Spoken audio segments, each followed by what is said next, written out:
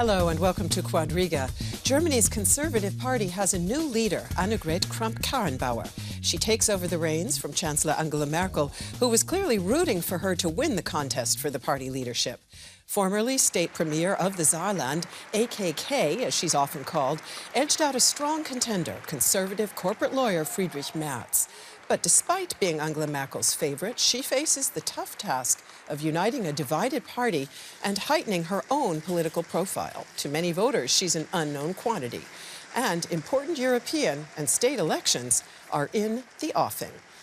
Does Annegret Kramp-Karrenbauer have what it will take not only to do that, but also to succeed her mentor Angela Merkel as Chancellor? That's the question we pose on this week's Quadriga. Here are our guests. It's a pleasure to welcome Pascale Hugues back to the program. She's a correspondent for the French magazine Le Point, and she says, "I doubt that the new team in Berlin will deliver a huge boost for Europe." And very glad to have Derek Scally with us once again. He's a correspondent for the Irish Times, and he says, "I believe AKK will have to make clear to Angela Merkel and soon who is chef and who is waitress in their relationship and reestablish Germany as a source of ideas and momentum for European integration." And finally, it's a pleasure to greet Malte Lehming. He works for the daily journal Der Tagesspiegel, and he says AKK is a conservative Catholic, a European. She fought successful elections, has governing experience, and knows her own party well. She could definitely be the next chancellor. And Malte Lehming, let me start with you and ask you quite simply, why should the world care about a change in the leadership of Germany's Conservative Party? A skeptical viewer might say this is just internal party politics. The CDU is the strongest, most powerful German party, and Germany, I would say, is by and large the fourth biggest economy in the world and a strong powerhouse in Germany. So why shouldn't they care? They have to care who would be the next chancellor. And by any chance, the next chancellor is the new party leader of the CDU. So the odds are high that Annegret Kramp-Karrenbauer will be possibly the new chancellor. And what that means we're going to come back to later on in the program. Derek Scally, certainly our colleagues care. 1,800 international journalists were registered for that party conference at which Annegret Kramp-Karrenbauer was confirmed as party leader. Are they just in their political bubble here in Berlin, or is this, in fact, an event of great momentum? Yes, no, I was in Hamburg. It was quite the bun fight. Not everyone could get into the main hall. No, I think this shows what people in Germany don't often realise, just how much attention Germany now gets. It started during the Euro crisis. It's been building. Germany has become the indispensable part of the European puzzle. It always was. But I think with Angela Merkel, with her slow, deliberate style, trying to bring people along, it just made clear that you can't get a deal through without Germany. And I think that makes people here slightly nervous when they realise how everyone is watching them. But you saw it in Hamburg. Everyone has huge expectations. There's been a lot of, Frau Kramp-Karrenbauer talked about a leaden period under Frau Merkel. We need new ideas, we need new momentum. And the rest of Europe is watching. That may make certain Germans nervous, but I think they just need to grow up and realise Germany is a big power. They might not be comfortable with leading, but at least leading by example and coming up with some new ideas for Europe. Pascale Hugues, your opening statement said you don't think this new team is going to deliver a big boost for Europe. The fact is that a lot of people in France have been looking toward this coalition government for real movement on some of the reform proposals that President Macron of France has made, and they haven't gotten an answer until now. Now, Annegret Kramp-Karrenbauer is from a western state of Germany, very close to the French border. At times, it's even been part of France in past history. Do you not think she is going to act in a way instinctively pro-European? I think she's definitely pro-European. I mean, she, as you said, she has been minister president in this region, which is just opposite Alsace and Lothringen. She speaks perfect French. She has had a very, very pro-European policy, imposing, for example, that in schools you learn French, the language of the neighbor. Her program is very pro-European. I think it's not so much a problem of her personality and her politics. It's the problem that it's too late. I mean, we're going to have a European election in May. Emmanuel Macron has been waiting for 18 months to get a move, an answer from Germany. And now this window, which had been opened by the arrival of a pro-European in France, has closed. I think it's too late.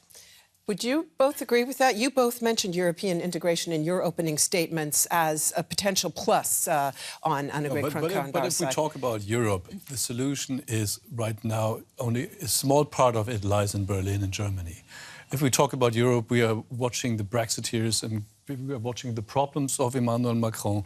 We are watching Italy's government consisting of left-wing and right-wing populist parties. East European countries, very nationalistic, Scandinavian countries facing right-wing populism as well. So Europe itself is in a very, very bad condition. And I don't see how any Chancellor of Germany, if it's Merkel or Annegret Kramp-Karrenbauer, can solve this problem, even if you make deals with Emmanuel Macron about his reform plans and so on and so on. This is just a small portion of what needs to happen in Europe. But you're saying, Malte, what can't be done. I think a new leader, a new face, a fresh face can, say, create a positive message. In Germany, I think they don't really have much trust in the power of the message, but she proved in Hamburg, being elected CDU leader, the power of the political speech. She got people behind them, she motivated people, and her entire speech was very cleverly constructed around the word Mut, courage. So if she could take that and rebuild the CDU, but take that to the European stage and say, I'm a new face, I believe in momentum, I believe that the European Union of 27 has a future, and I believe in this project, and I'm not going to allow the debate to be hijacked by populists, because the populists, they're a tiny proportion. The non-populists are the majority in Europe, and they're the considerable majority. And I think a European, German leader, they're always damned if they do and damned if they don't. You know, if Germany tries to suggest something, everyone else will say, oh, this is Germany, we're not going to be bullied by Germany. But you don't need to come up with necessarily a project, but just give a signal that this is what Germany's prepared to do. Because in the Euro crisis, all we've heard is what Germany isn't prepared to do. And I'm slightly worried that the European debate in Germany has been slightly poisoned by, oh, they just want to get into they just want to pick our pocket. What's this going to cost Germany? Germany is still a fundamentally European country, but they haven't been, almost need to renew their vows and just rhetorically bring a bit of courage in there. Let's see what this new face, as you put it, what's behind this new face, and whether, in fact, she is the leader who can help Germany to renew its vows. Let's take a look. State Prime Minister, CDU General Secretary, and now the CDU party leader. Annegret Kramp-Karrenbauer has had a remarkable career. She's considered a political moderate and a team player.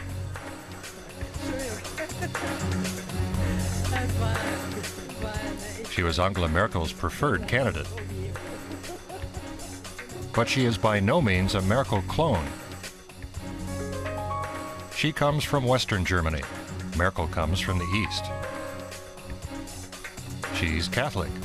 Merkel is Protestant. And she has 3 children. Merkel has none. Kramp-Karrenbauer differs with Merkel on several points of policy. The new party leader favors a tougher stand on immigration. She's opposed to same-sex marriage and is considering reintroducing military conscription. She says Germany should take a harder line with Russia. Will Annegret Kramp-Karrenbauer manage to set a new course for the CDU?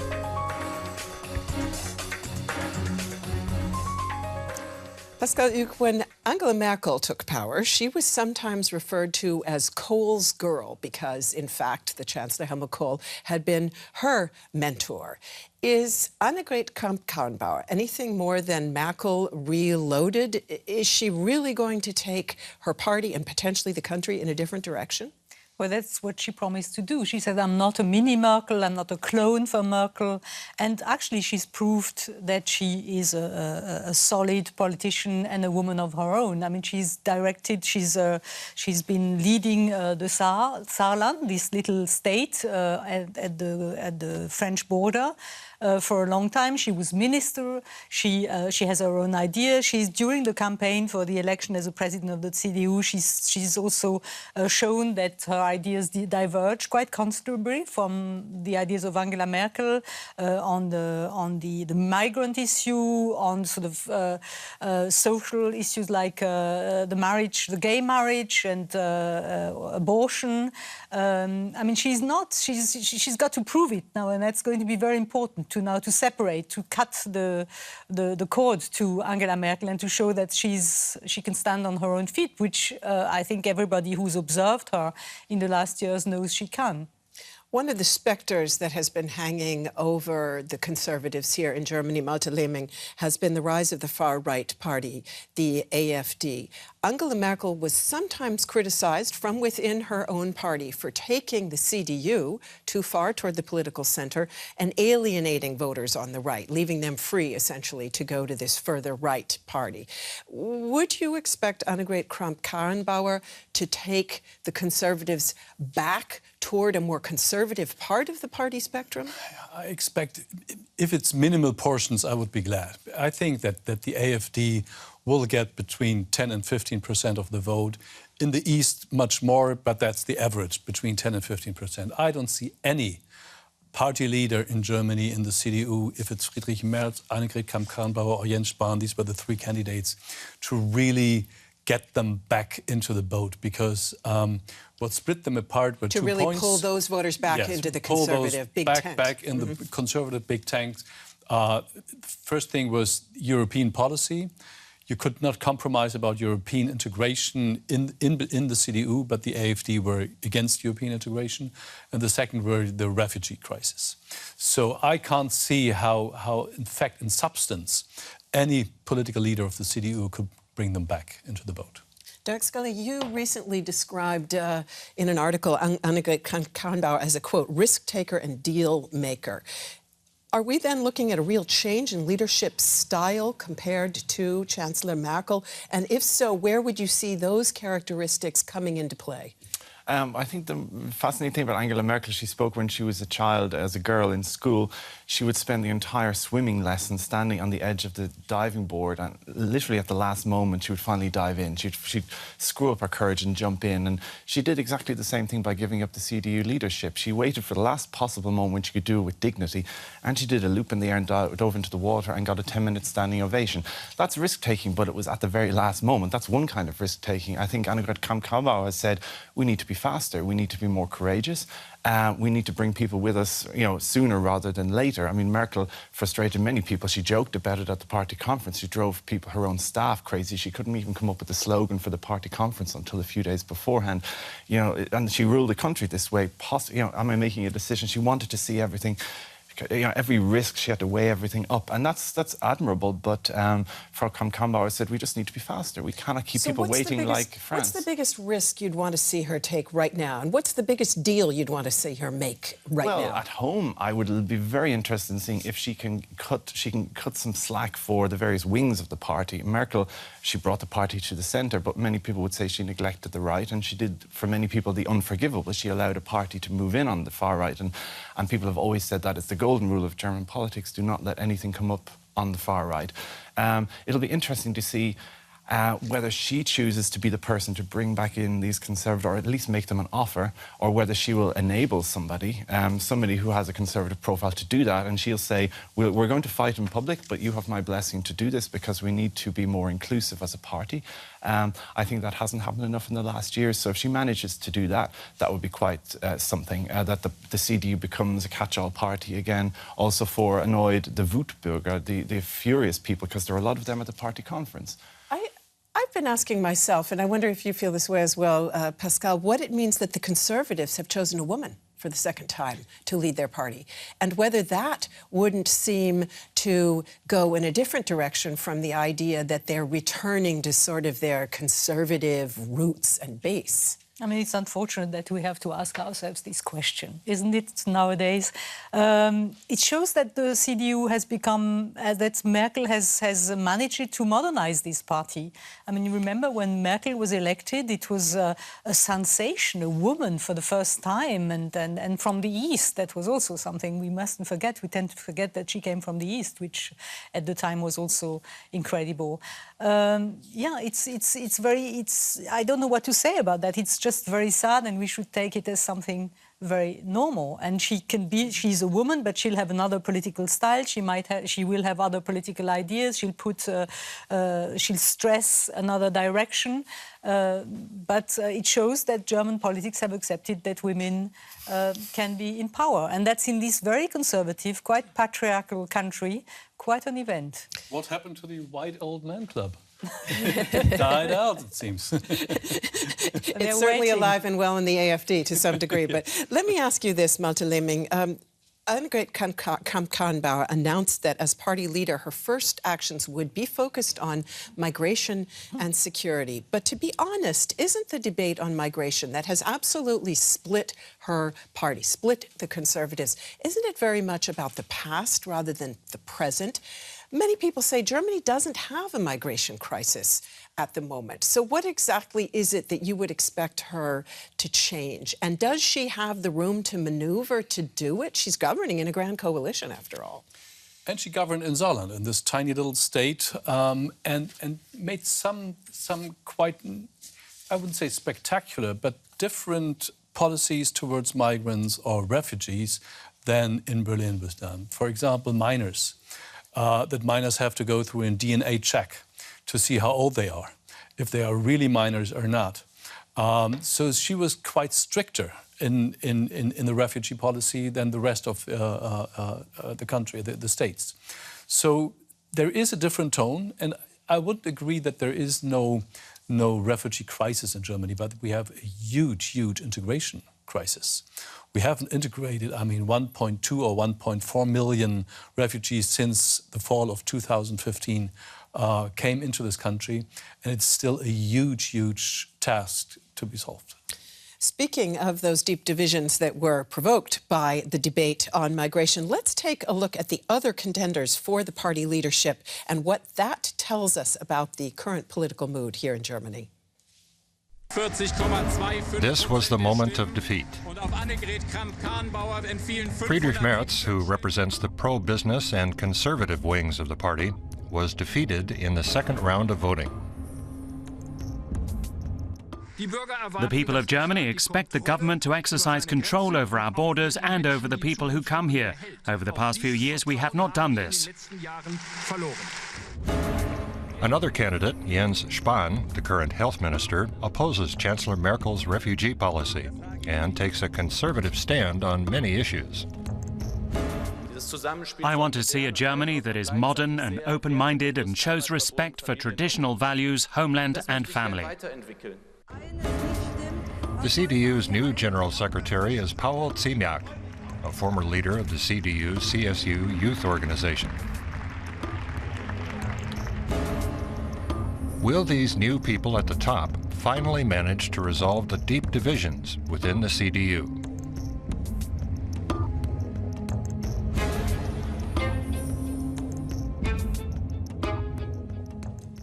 Malte Lehming, former Chancellor Gerhard Schröder says the CDU made a mistake and they should have chosen Friedrich Merz, the corporate lawyer who was a major contender. Would you agree with that? Who would you have wanted to see win this position? I would say the division in between the CDU is not a division in substance. It's more a division in personal likings. There were parts of it that liked Friedrich Merz more than Annegret Kramp-Karrenbauer. But what is the real difference in substance? I can't see that any one of these two would change the face of the party in substance. They will still be a pro-European party, have to solve the refugee crisis, and so on and so on. So the basics will still be intact. Maybe Friedrich Merz would have been one of these guys with self-made millionaire image and so on that would have pleased a certain part of the party that is now let's say, that is disappointed with Annegret Kramp-Karrenbauer. But I would expect the disappointment to to fade away in some weeks or months from now. Derek, at the time of her election, Annegret Kramp-Karrenbauer talked about the CDU being one of the, quote, last unicorns in Europe because it's a big tent mass party, regularly gets up to 30% of the vote or more. Certainly it's looking good in the polls right now, but is that just a temporary bump, do you think?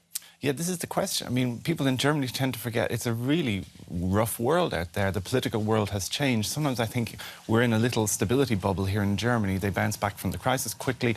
What's happening in France, what's happening in the UK. The world has changed, the rhetoric has changed, the political style has changed. There are a lot of political bruisers out there. And I know many people, friends of mine, who really wanted to see Friedrich Merz win, their CDU members, because they said, who do you think will be able to roll with the punches in the Oval Office better?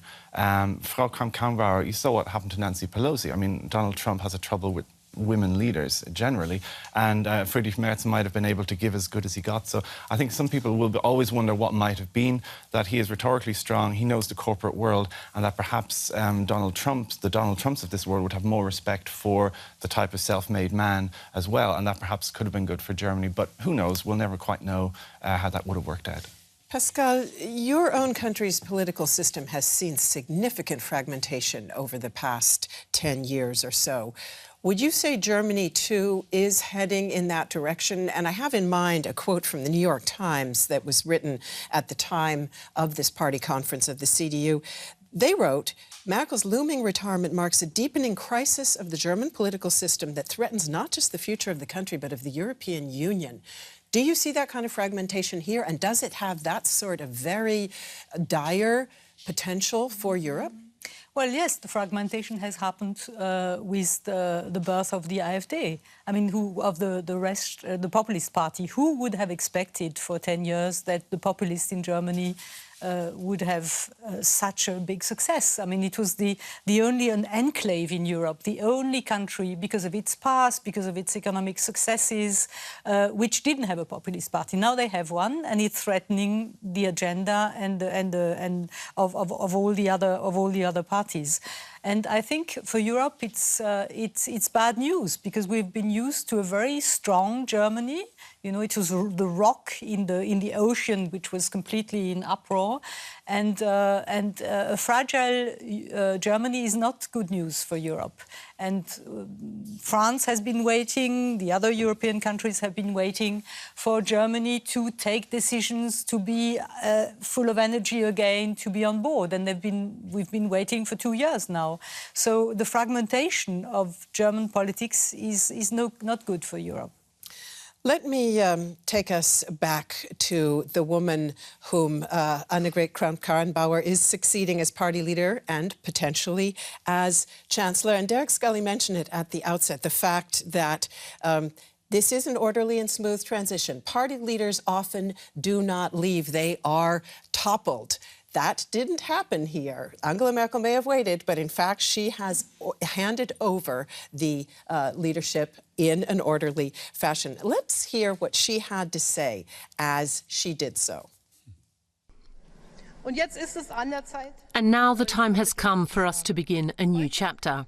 At this moment, I am filled with one emotion in particular, and that is gratitude. It was a great pleasure for me to serve, and it was an honor. Thank you very much. And as one of you mentioned, she got nearly 10 minutes of applause following that statement. So, question to all of you, request for a brief answer, if you would. Will Angela Merkel really continue in office as Chancellor until the end of her term? Just going to go around the circle. Pascale? Well, that stays in the stars. She has more chances with Annegret Kramp-Karrenbauer to get to 2021 as with Friedrich Merz, who would probably have prepared at some point some kind of putsch against her. Malte, it's sometimes said to be a risk to separate the party leadership and the chancellorship. Do you think that's the case here? It's not so much of a risk, because even though they are not alike, and Annegret Kramp-Karrenbauer is definitely not a clone of Merkel, but they both have, they get along with each other very well. So I expect her to stay in power as a chancellor until 21. I wouldn't be so sure. I know many people in her circle who say she's a woman of her honour. She promised voters last year, I will serve a full term. But I think if Annegret Kramp-Karrenbauer says to her, look, you're tired, the party is uneasy, if I can provide an honourable way for you to go, I need to cut the umbilical cord, Angela, nothing personal, perhaps after the European elections or at the end of this year. If she can go back, if Angela Merkel can go back to the party and say, well, I wanted to serve a full term, but you've chosen otherwise, I can go, and she can go with her head upright, I think she will take that option. And back to our title. Our title is essentially asking the question, will Annegret Kramp-Karrenbauer be the next German Chancellor? I'm going to ask it with a slightly different turn. Does she have what it takes to renew German leadership in the meaningful ways that all of you have mentioned? Pascale? She says she has. She says that you can't pretend to be president of the party if you don't want and if you don't feel that you have the guts and the ability to be Chancellor. So let's believe her. Next Chancellor? I think the odds are high that she will be the next Chancellor, and I think she will be able to do that. Yeah, she won't be the first German politician who got to the top by being underestimated. That's what she's proven so far. Why shouldn't that continue? The old German love of non-charismatic politicians. Thank you very much to all of you for being with us here on the program. And thanks to all of you for tuning in. And wish you happy holidays. See you in the new year.